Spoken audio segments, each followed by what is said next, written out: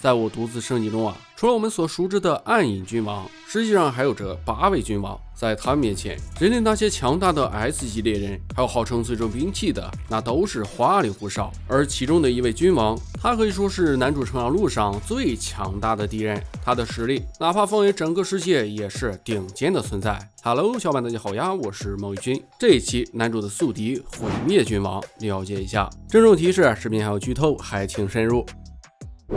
一头红色的长发，身披银色战甲，披着红色战袍，举手投足间都散发着一种令人窒息的威严。他的面容和眼神中充满了冷漠与不屑，仿佛世间万物在他眼中都不值一提。认识他的人无不怀着敬畏之心，称他为龙帝。这二字既是个称号，也是地位的代表，名如其人。一副中年大叔的样貌下，真实形象是条翱翔天空的巨龙。龙本就是高傲的，而他作为龙中之王，用绝对的傲慢形容他最合适不过。他名为安塔利斯，乃黑暗中诞生的首位君王，亦是最强的君王。其存在即象征着恐惧与毁灭，恐怕除了暗君王，其他如野兽君王、酷寒君王之流，根本无法与他相提并论。都说强者是孤独的、寂寞的。当一个人在自己身处的维度达到金字塔顶端，那么还有什么能够满足他呢？也许唯有不断的征服世间的一切，直到成为新的唯一主神，才能实现自我的价值吧。说起主神，创造出龙帝的就是这位。同时与8大君王对立的阵营是主神用光辉碎片创造的神之使者，双方一边代表黑暗破坏一切，一边代表光明守护世界。而暗君王虽然与龙帝同为君王，但他最开始是作为神之使者首领诞生的，只不过后来因为一些原因觉醒隐藏的暗君王之力。总之其本质是神之使者阵营的核心，这也就是说他是龙帝野心的最大绊脚石，因此两者就注定会有一场宿命对决。而力量的碰撞中总内含着理念的胜负，那么一个以实力定义价值，用恐惧统治一切，一个以写作加突破自我为生存之道，身处黑暗却用光明默默守护的统治，谁是正义，谁又是邪恶？在这个世界，生存秩序也好，统治方式也罢，全当由胜者来定义。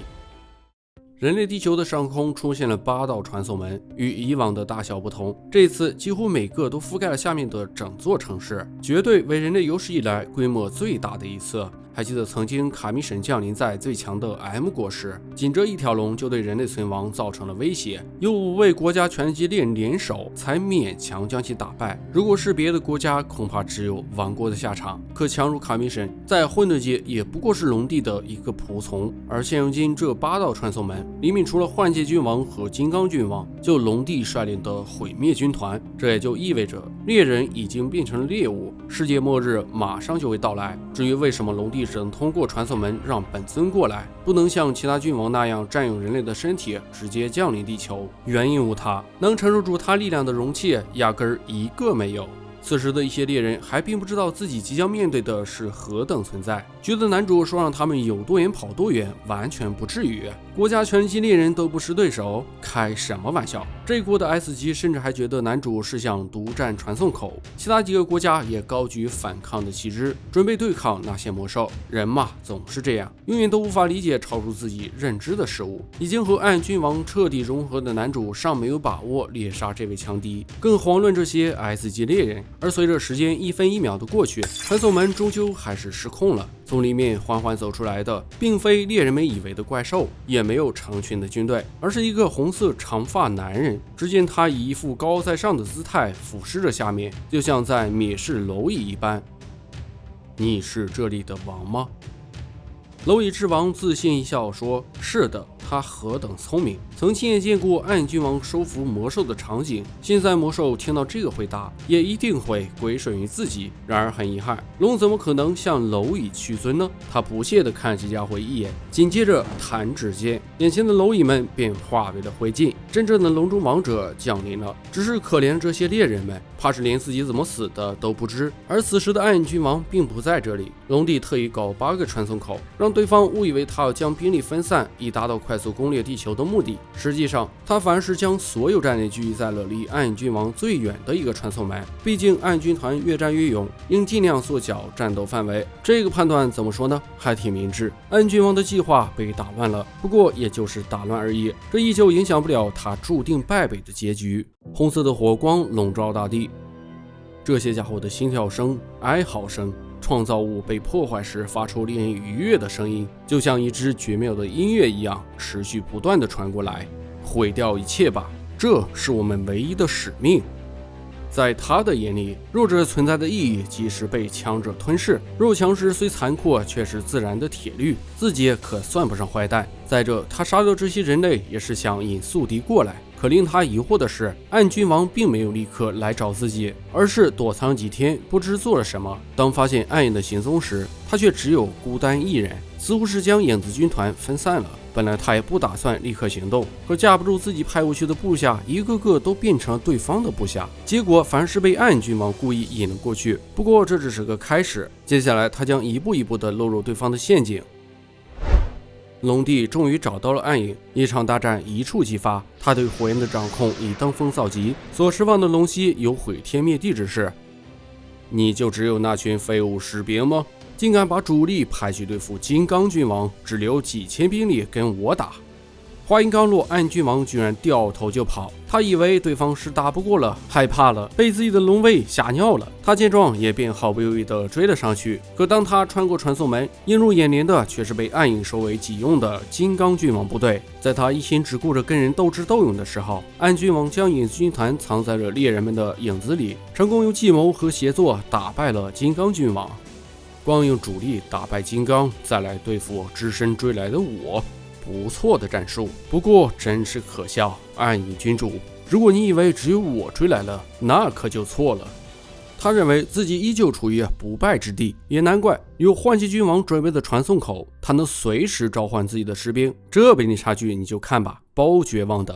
然而又让他没想到，暗影君王借助如泥石的龙族之力，给他的部下来了个全体控制。然后紧接着，暗影说带他去一个地方。龙帝一听，哟呵，这是要单挑呀，这给他拒绝了，不就是在让我龙帝承认自己怕了吗？于是他就又跟了上去，只能说这该死的自尊心呀！再者，聪明如龙帝一下就看穿了对方的目的，自己这边太强，暗影君王肯定是怕自己的士兵一直被秒，一直复活，从而消耗主人的魔力。接着他就变身成了巨龙形态，开始享受起了战斗。而战斗过程中，他还冷静地和对方聊了聊，大概是说，我原本想除了你再去干掉那些神之使者，但现在看到你的表现，我改主意了。你的能力让我看到了我们伟大的胜利。如果你想救你的家人，我答应；想救你的国家，我也答应。如果想让我离开，那我也转身就走。你会是这片土地的主人，会是这个星球的主人，你有这个资格。只要咱们联手干掉光明阵营，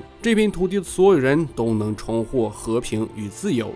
总之，巴拉巴拉一堆，说的那叫一个好听。完了，还准备来个握手言和，可实际上全是扯淡。眼神中透露的杀意已经暴露了他的想法。所谓一山不容二虎，就是这么个道理。更何况在他眼中，这个暗君王还只是个蝼蚁人类出身呢。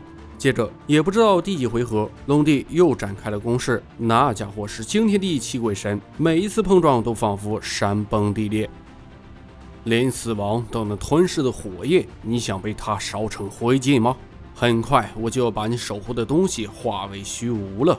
听啊，这是毁灭军团蹂躏你们，把你们狠狠撕碎的声音。他的大叫声似乎是在宣告着自己的胜利，然而幸福来的总是那么突然。这打着打着就发现，我怎么莫名其妙的就输了？对此，暗君王只想说，我在等神之使者的支援，你在等什么？玩笑归玩笑，没有传送门的这个无人岛，想要连接两个世界就需要巨大的能量。可以带龙帝来这里，只是想利用巨大的能量冲突把空间撕裂，好让神之使者们过来支援。至于说怎么与援军取得联系，也很简单，这里还有借助神之使者的力量与他们连接在一起的容器。听完这些，龙帝当时就懵了。说好的单挑呢？说好的拼实力呢？说好的弱肉强食呢？这怎么还不讲武德？